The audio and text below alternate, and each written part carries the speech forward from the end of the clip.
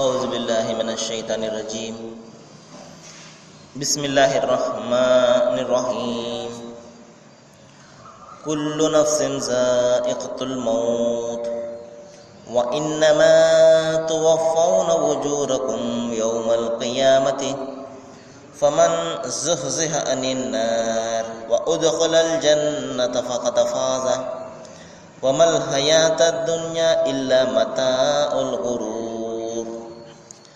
सदक़ल्लाहुल अज़ीम। అనంత కరుణామయుడు, అపార కృపాశీలుడు, పాలకుడు, పోషకుడు, సర్వలోక సృష్టికర్త అయిన అల్లాహ్ శుభనామంతో ప్రారంభిస్తున్నాను. సోదర సోదరిమణులారా, అయ్యలారా, అమ్మలారా, అస్సలాము అలైకుం రహమతుల్లాహి వబరకాతుహు.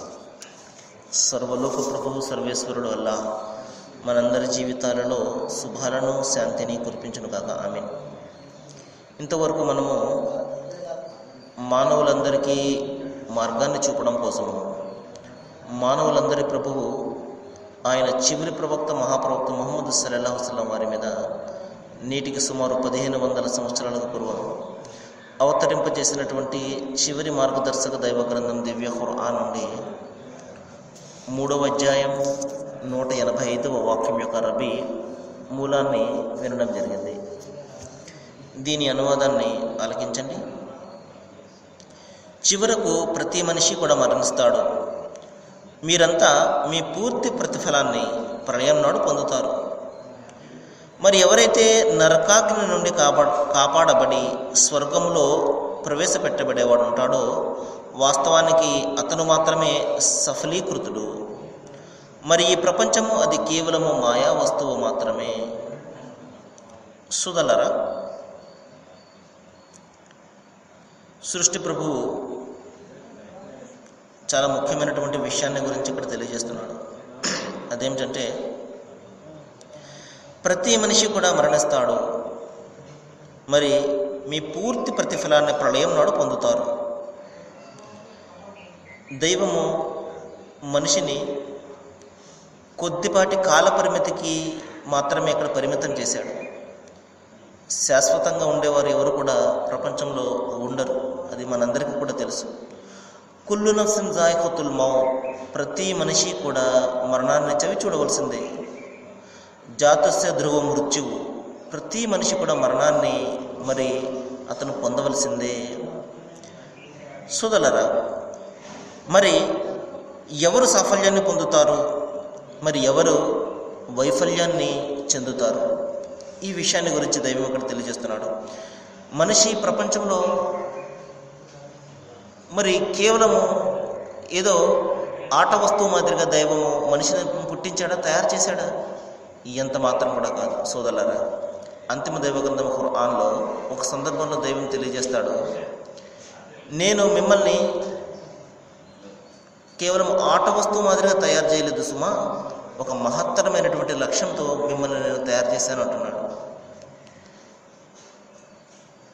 అదేమిటి సోదరులారా?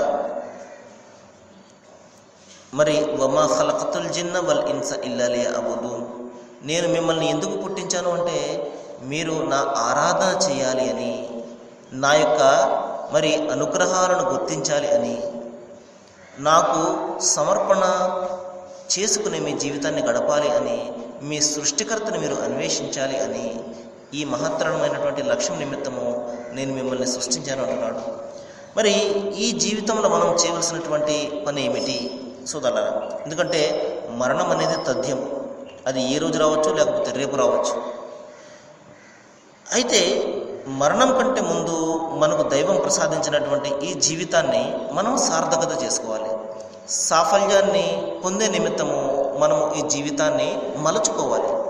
అందు నిమిత్తమే మనకు ఈ దైవం ఈ జీవితాన్ని ప్రసాదించాడు. చూడండి సోదరులారా, ఏ విధంగా అయితే ఒక రైతు మరి వాతావరణం బాగా అనుకూలంగా ఉన్నప్పుడు అతను దానికి తగ్గ పనులు చేసుకుంటూ ఉంటాడు. విత్తనాలు చల్లడం కానివ్వండి, నారు పోయడం కానివ్వండి. ఈ విధంగా ఎండాకాలంలో ఎవరైనా ఆ విధంగా విత్తనాలు జల్లుతారా? ఎంత మాత్రం కూడా కాదు. ఈ విధంగా వానాకాలం వచ్చినప్పుడు, మబ్బులు పట్టి వాన పడుతూ ఉన్నప్పుడు వాన పడే సూచనలు ఉన్నప్పుడు దానికి తగ్గ పనులు అతను చేసుకుంటూ ఉంటాడు. అదేవిధంగా సోదరులారా, మనకి మన పెద్దలు కూడా చెప్తారు, దీపం ఉండగానే ఇల్లు చక్కబెట్టుకోవాలి అని. ఈ విధంగా మనకు ఈ జీవితం ఉన్నంత వరకు మనము దీనిని చక్కబెట్టుకోవాలి. రాబోయే జీవితాన్ని గురించి మనము కృషి చేయాలి, దీన్ని మనం ఉపయోగించుకోవాలి. ఈ విధంగా అయితే ఒక తెలివైనటువంటి వ్యాపారి తన వద్ద ఉన్నటువంటి ఆ మూలధనాన్ని ఈ విధంగా అయితే వ్యాపారంలో పెడతాడు. ఈ విధంగా అయితే ఒక ఐసులు అమ్మే వ్యక్తి ఐసు కరిగిపోయింది అనుకోండి, మొత్తం అంతా కూడా అతనికి వేస్ట్ అయిపోతుంది. ఆ విధంగా అది కరగకుండా ఉన్నప్పుడే దానిని అమ్ముకొని సొమ్ము చేసుకోవాలని ప్రయత్నం చేస్తాడు. అదేవిధంగా సోదరులారా, ఇప్పుడు మనకు జీవితం ఆనందంగా ఉంది, శక్తి ఉన్నది ఏదైనా పని చేయడానికి. మరి కొంతకాలం రావచ్చు, ముసలితనం రావచ్చు, లేకపోతే ఏ అనారోగ్యం రావచ్చు. అటువంటి పరిస్థితి దాపురించకముందే మన ఒంట్లో సత్తువ ఉన్నప్పుడే మనము మన జీవితాన్ని పరలోకాన్ని గురించి తీర్చిదిద్దుకోవాలి. ఈ విషయాన్ని మనము ప్రధానంగా గమనించాలి. అంతిమ దైవగ్రంథం ఖురాన్లో ఒక సందర్భంలో సృష్టి ప్రభువు తెలియజేస్తున్నాడు, ఇన్నల్లాహ అష్తరా మినల్ ముమినీన అంఫుసహుం అమ్వాలుహుం బిఅన్న లహుముల్ జన్న అంటున్నాడు. దీని అర్థం ఏమిటంటే, నేను మీ ధన ప్రాణాలను స్వర్గానికి బదులుగా కొనుక్కున్నాను అంటున్నాడు. వాస్తవానికి మన జీవితం మనది కాదు, ఆయన ప్రసాదించింది. మనకిచ్చినటువంటి ధనం కూడా మనది కాదు, ఆయన ఇచ్చింది. ఆయన ఇచ్చినటువంటి ధనాన్ని, ఆయన ఇచ్చినటువంటి ప్రాణాన్ని ఆయనే తీసుకుంటాడట. తిరిగి మనకు ప్రతిఫలంగా స్వర్గాన్ని ప్రసాదిస్తాడు. చూడండి ఎంత సృష్టి ప్రభువు యొక్క కారుణ్యాన్ని చూడండి. ఈ విధంగా మన జీవితము మనది కాదు, మనకు ఉన్నటువంటి ఏ అనుగ్రహం కూడా మనది కాదు. అయినప్పటికీ కూడా దైవము ఒకవేళ మనము ఆయన మాట ప్రకారం జీవితం గడిపినట్లయితే ఈ జీవితంలో కూడా శాంతి ఇస్తానంటున్నాడు, మరి పరలోకంలో కూడా సాఫల్యాన్ని ఇస్తానంటున్నాడు. కాబట్టి సోదరులారా, మనము మన జీవితాన్ని మనము స్వర్గానికి బదులుగా దైవానికి అమ్మివేసాము. కాబట్టి మన జీవితము మనది కాదు, మన శ్వాస నిశ్వాస మనది కాదు. కాబట్టి మనం ఏం చేయాలి? ఈ జీవితం ఉన్నంతకాలము దైవం ఏదైతే ఆజ్ఞాపించాడో అది చేయడానికి ప్రయత్నం చేస్తూ మనము మన ఈ జీవితాన్ని విడిచిపెట్టాలి. అది ఇక్కడ మనం ప్రధానంగా చేయవలసింది. కానీ మనిషి తన జీవితం యొక్క లక్ష్యాన్ని ఈ రోజున తెలుసుకోవడం లేదు. ఏ విధంగా అయితే ఇతర జీవజాలాలు జంతువులు ఏ విధంగా అయితే జీవితం గడుపుతున్నాయి, లక్ష్యరహితంగా జీవితం గడుపుతున్నాయి. వాటికి ఒక లక్ష్యం అంటూ ఉండదు. తినడము, తిరగడము, త్రాగడము, ఈ విధంగా అంతే తప్పించి వాటికి ఒక లక్ష్యము, ఒక అర్థము, ఒక పరమార్థము, అంతరార్థము ఏది కూడా ఉండదు. కానీ మనిషి ఆ విధంగా లక్ష్యరహితంగా ఏమాత్రం కూడా అర్థం లేకుండా సృష్టించబడ్డా? ఎంత మాత్రం కూడా కాదే. చూడండి, చెట్టును చూడండి ఒకసారి, ఏ విధంగా మానవాళికి సహాయం చేస్తుందో, ఎంత గొప్ప లక్ష్యాన్ని దైవం దానికి నిర్దేశించాడో చూడండి. నీడనిస్తుంది, అది ఫలాలనిస్తుంది, మరి వంట చెరుకునిస్తుంది, మరి కాలిపోయి కట్టెగా అయిపోయిన తర్వాత కూడా బొగ్గు మాదిరిగా అది మనకు అది సహకరిస్తుంది.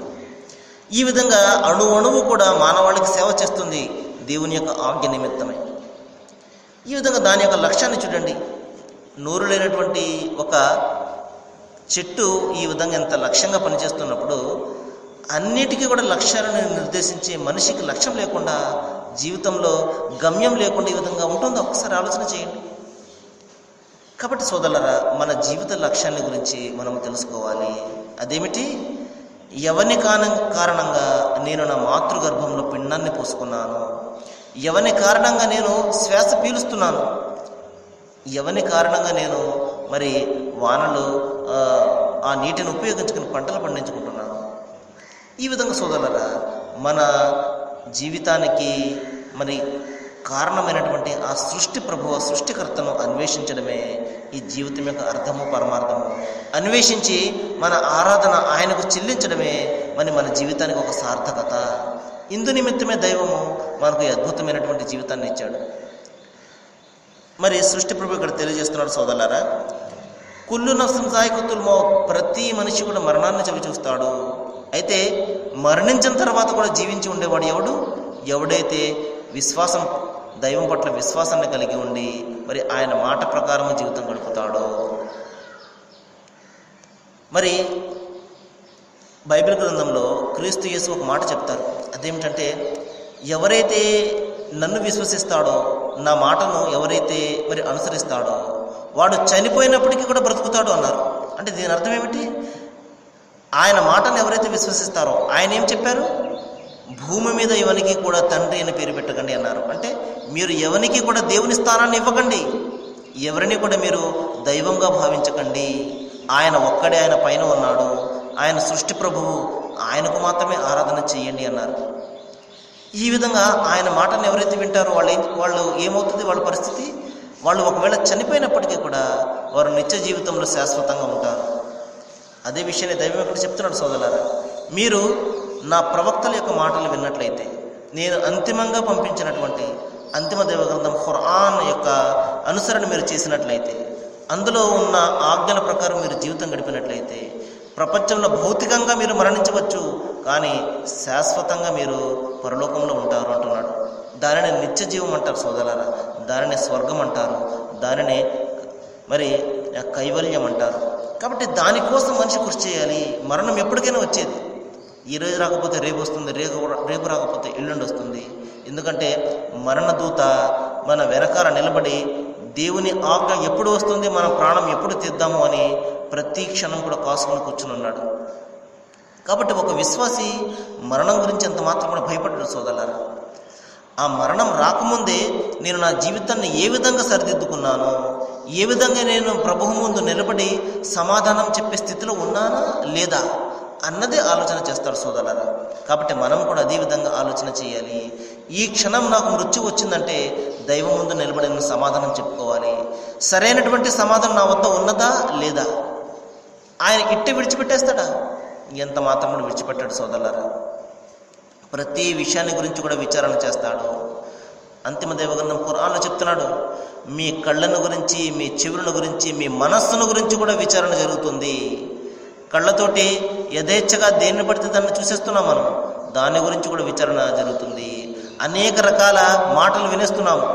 మరి అందులో మంచి మాటలు ఉంటాయి, చెడు మాటలు ఉంటాయి, మరి సత్యాలు అసత్యాలు రకరకాల కల్పితాలు ఉంటాయి. అన్నింటినీ కూడా మనం చూసేస్తున్నాము, అన్నింటినీ మనం వినేస్తున్నాము. వీటి గురించి కూడా పరిశీలన ఉంటుంది. ఎందుకంటే మనకు దైవము అద్భుతమైనటువంటి జ్ఞానాన్ని ఇచ్చాడు. దాని ఆధారంగానే ఏదైనా మనము నిర్ణయం తీసుకోవాలి. పలానా ఆయన ఆ విధంగా చెప్పాడు కాబట్టి ఈ విధంగా చేస్తున్నాను, ఆయన ఈ విధంగా అన్నాడు కాబట్టి నేను ఈ విధంగా చేస్తున్నాను.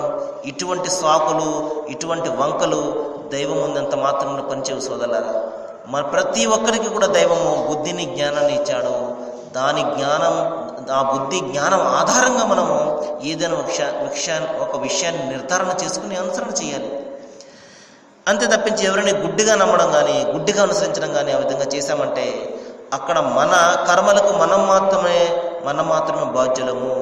లేదండి మా గురువు గారు, మా ఇమాం గారు, మా పాస్టర్ గారు ఈ విధంగా చెప్పారు, నేను ఈ విధంగా చేశాను అంటే సోదరులారా అక్కడ విడిచిపెట్టే ప్రసక్తి ఉండదు, ప్రశ్న ఉండదు. ప్రతి వ్యక్తి తన కర్మల నిమిత్తమే జవాబుదారీ. కాబట్టి మనము ప్రతి విషయం గురించి, ప్రతి పనిని గురించి అత్యంత జాగ్రత్తతోటి ఉండాలి. నేను చేస్తున్నటువంటి పని మరి ఇది నిజమా కాదా, సరైనదా కాదా, గ్రంథం దీని గురించి చెప్తుందా లేదా, ప్రవక్తలు దీని గురించి చెప్పారా లేదా, ఈ విషయాన్ని గురించి మనం ఆలోచన చేయాలి. ఆ తర్వాత మరి దైవం చెప్తున్నాడు, మీరు మీ పూర్తి ప్రతిఫలాన్ని ప్రళయం నాడు పొందుతారు. ఇక్కడ మనము కృషి చేస్తున్నాము, విత్తనాలు జల్లుతున్నాము, నార్లు పోస్తున్నాము, నీరు పెడుతున్నాము, దుక్కు దున్నుతున్నాము, వ్యవసాయం మనం ఇక్కడ చేస్తున్నాము.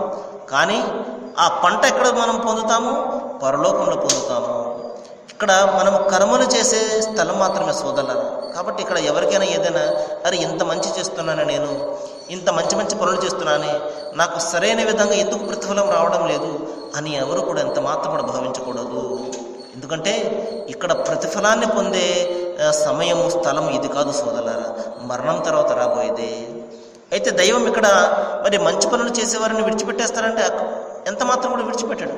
ఇక్కడ కూడా దాని ప్రతిఫలాన్ని ఇస్తాడు. ఆయన వద్ద దేనికి కొదవ ఉన్నది, కొరత ఉన్నది సోదరులారా? అనంతమైనటువంటి అనుగ్రహాలు కలవాడు ఆయన ప్రపంచంలోనూ కూడా ప్రసాదిస్తాడు, పరలోకంలో కూడా ప్రసాదిస్తాడు. అయితే నిజమైనటువంటి ప్రతిఫలము మరణానంతరం మనకు దక్కుతుంది. ఆ విషయాన్ని మనము గమనించాలి. అది ఇక్కడ దైవం చెప్తున్నాడు. ఇక్కడ మీకు దక్కినా దక్కకపోయినా మీ పూర్తి ప్రతిఫలము మరణానంతరము మీరు మరి దైవం వద్ద పొందుతారు అంటున్నాడు. మరి సోదరులారా, మరొక అంశాన్ని గురించి ఇక్కడ దైవం చెప్తున్నాడు. మరి అది మనము రేపు వినడానికి ప్రయత్నం చేద్దాము. ఏ విషయాలైతే మనం ఇక్కడ వింటున్నామో వీటి పట్ల మనం ఆలోచన చేయాలని, ఆచరణ చేయాలని, మరి దానికి తగ్గ జ్ఞానాన్ని సృష్టి ప్రభు అల్లాహ్ అందరికీ కూడా ప్రసాదించాలని, అల్లాహ్ అందరికీ కూడా మంచిని చేయాలని నేను వేడుకుంటూ ముగిస్తున్నాను. వాఖిరు దవానా అనిల్ హమ్దులిల్లాహి రబ్బిల్ ఆలమీన్. అస్సలాము అలైకుం.